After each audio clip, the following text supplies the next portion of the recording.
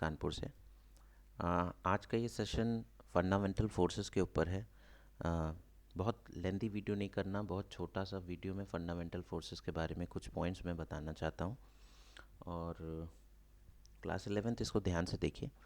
तो सबसे पहले फंडामेंटल फोर्सेस के बारे में जानने से पहले हम अपने वर्ल्ड के बारे में जानते हैं, क्योंकि हम जहाँ रह रहे होते हैं उस वर्ल्ड में हमें दो तरह की चीज़ें दिखाई देती हैं।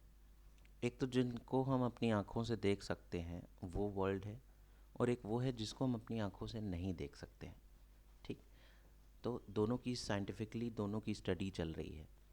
जिनको हम देख सकते हैं, जिस वर्ल्ड को जो हमारी आँखों के सामने दिखाई दे रहा है वो वर्ल्ड है, और एक है जिसको हम देख नहीं सकते हैं। तो टू टाइप्स ऑफ वर्ल्ड, इस हिसाब से दो तरह के वर्ल्ड को हम समझेंगे। सबसे पहला जो है हमारा कहलाता है मैक्रोस्कोपिक मैक्रोस्कोपिक वर्ल्ड। ये कौन सी दुनिया है भाई? ये वो दुनिया है जिसमें हम रहते हैं, जो हमारी आंखों के सामने चीज़ें दिखाई दे रही होती हैं, जिसको हमारी आंखें व्यू कर लेती हैं, और व्यू करके हम बाकी सारे एनालिसिस देते हैं कि ऐसा हुआ वैसा हुआ। वो वर्ल्ड जो है वो कहलाता है मैक्रोस्कोपिक वर्ल्ड। और एक वो वर्ल्ड है जिसको हमारी आंखें देख नहीं सकती और फिर भी एग्जिस्ट करती हैं, जिसको हमें माइक्रोस्कोप से देखना पड़ता है। तो such world is known as microscopic microscopic world. तो ये दोनों वर्ल्ड के बारे में आपने समझा। अब फोर्सेस पे आते हैं। तो जाहिर सी बात है कि हमारे मैक्रोस्कोपिक वर्ल्ड में और माइक्रोस्कोपिक वर्ल्ड में दोनों में ही फोर्सेस काम कर रहे होंगे। जिनको हम इजीली देख सकते हैं वो मैक्रोस्कोपिक वर्ल्ड के फोर्सेस हैं। तो कौन कौन से ऐसे फोर्सेस हैं जिनको हम अपने चारों तरफ देखते रहते हैं? बहुत सारे फोर्सेस हैं। हम जो भी मस्कुलर फोर्स लगाते हैं वो हो गया, ठीक है। कॉन्टैक्ट फोर्सेस आप लोग ने पढ़े होंगे पिछली क्लासेस में, तो वो सब हैं। फ्रिक्शनल फोर्स भी एक प्रकार का है जो हमें दिखाई देता है, जिसका रिजल्ट हमें आँखों के सामने दिखाई देता है, ठीक है। स्प्रिंग वगैरह हम इस्तेमाल करते हैं, उसके अंदर उसके ऊपर जो जो फोर्सेस लग रहे होते हैं वो। अगर कोई डोरी हमने ली, उससे कोई मास को उठाते हैं, तो डोरी के ऊपर जो टेंशन लग रहा होता है वो भी एक प्रकार का एक फोर्स है। उसके बारे में स्टडी हम कर सकते हैं, है ना। ये सारी चीज़ें। फिर लिक्विड्स पे आ जाते हैं या गैसेस पे आते हैं, तो विस्कस फोर्स लगना शुरू हो जाता है, ठीक है। इलेक्ट्रिक फोर्स है, मैग्नेटिक फोर्स है, तमाम तरह के फोर्सेज हैं जो कि माइक्रोस्कोपिक वर्ल्ड में हम बिल्कुल ईजिली जिनको स्टडी कर सकते हैं, ठीक है। तो ये तो हो गए वो फंडामेंटल फोर्सेस जो मैक्रोस्कोपिक वर्ल्ड के हैं। अब माइक्रोस्कोपिक वर्ल्ड के भी बहुत सारे फोर्सेस होते हैं जिनको हम अपनी आंखों से नहीं देख सकते, बट उनकी स्ट्रेंथ को, उनके क्या कहते हैं, मैग्नीट्यूड को हम माइक्रोस्कोप के द्वारा स्टडी करके बड़ी जल्दी या इजी वे में इवेल्युएट कर सकते हैं।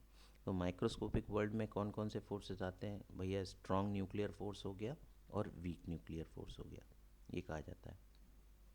स्ट्रॉन्ग न्यूक्लियर फोर्स और वीक न्यूक्लियर फोर्सेस जो हैं, इसको आप माइक्रोस्कोप के अलावा नहीं देख सकते। दो एटम्स के बीच में कौन कौन से फोर्सेस लग रहे हैं आपको दिखाई देगा क्या? नहीं दिखाई देगा। इसलिए वो माइक्रोस्कोप की सहायता से देखे जाने वाले या स्टडी करने वाले फोर्सेस हैं। सो वो अलग फोर्सेस हो गए, ठीक है। ये कहा जाता है कि हमारे फंडामेंटल फोर्सेस जितने भी बने हैं, ठीक है, वो बेसिकली दो प्रकार के फोर्सेस से बने हैं। जितने भी फंडामेंटल फोर्सेस हम लोग ने ऊपर पढ़े थे, ठीक है, माइक्रोस्कोपिक वर्ल्ड के, वो ज़्यादातर सारे के सारे दो तरह के फोर्सेस से ही मिलके बने होते हैं। कौन कौन से? एक ग्रेविटेशनल और एक इलेक्ट्रोमैग्नेटिक। दो ही हैं जिनके बारे में आपको अच्छे से जानना चाहिए। One is gravitational, just hold on please. पहले नंबर पे है ग्रेविटेशनल, ग्रेविटेशनल फोर्स, और दूसरे नंबर पे जो है हमारा वो इलेक्ट्रोमैग्नेटिक फोर्स।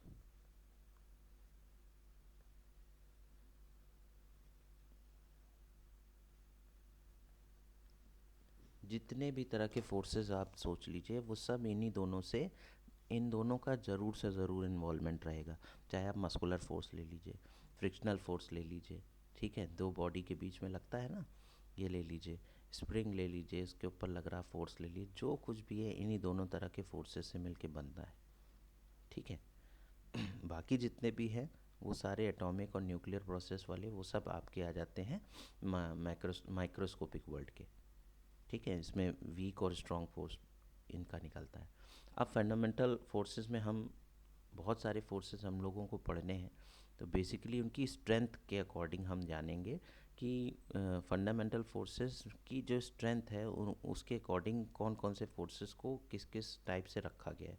तो सबसे पहले तो पूरे यूनिवर्सल वर्ल्ड में जो काम करता है फोर्स, वो कहलाता है ग्रेविटेशनल फोर्स, है ना। सबसे पहला तो मुख्य चीज़ तो है ग्रेविटेशनल फोर्स, इसके बारे में हम लोगों को पढ़ना है।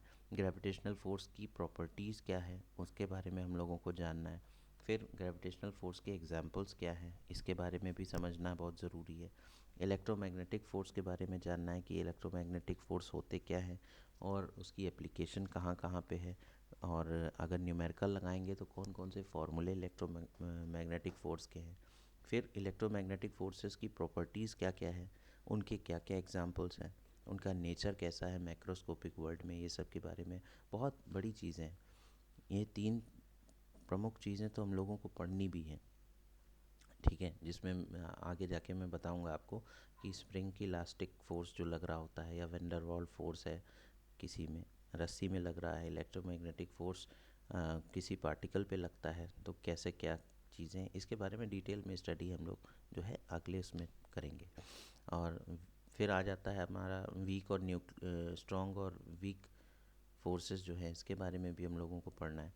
तो ये सब जो है इम्पॉर्टेंट चीज़ें हैं जिसको अच्छे से आप समझिएगा। और नेक्स्ट वाली स्लाइड में या नेक्स्ट वाले वीडियो में मैं ज़रूर इसको डिटेल में आपको बताऊंगा। तो इतनी सारी चीज़ें आप अपने नोट्स में लिख लीजिए जो कि बहुत एसेंशियल है।